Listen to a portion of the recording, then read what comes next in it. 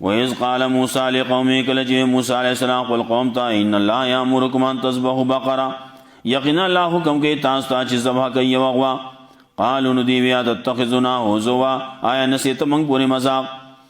قال نوې موسی علیہ السلام اعوذ بالله پناه غواړم په الله سره نه کونه من الجاهلین د دینه چې شمس د جاهلانو نه قال ذلنا ربک یبین لنا ما هي او وی دی او غواړه زموږ د پاره د خپل رب نه چې بیان کې موږ ته چې دا غوا څنګه ده دې صفاتونه موږ ته حالت بیان کی قال انه یقول موسی علیہ السلام ته یقینا الله وانها بقره چې دا یو غوا ده لا فارز چې نه بډای دا ولا بکرون النبي سوانا اوانم بین ذالک میان حال دا پمن زدی کې ففعلوا ما تؤمرون کیا چې تاسو ته حکم کې دی شي قال دولنا ربک یبین لنا ما لونها دی وی غواړه زموږ د بار د خپل رب نه چې بیان کې موږ ته چې دی غوارنګ څنګه ده قال انه یقول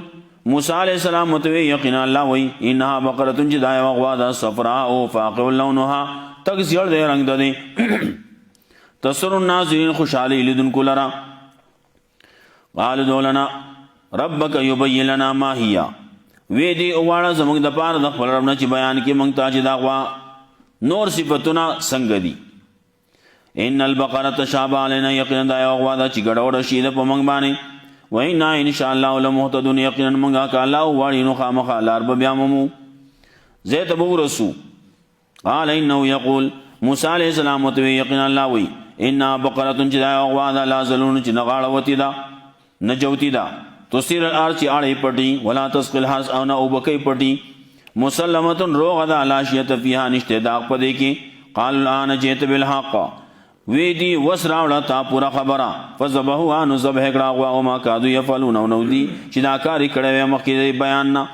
دومره تفصیل خبر یو شوې رستو دا کار یو کو وای ذبح کړه ورپسې خبره بیا راځي هغه سره سبازي متعلق به ان شاء الله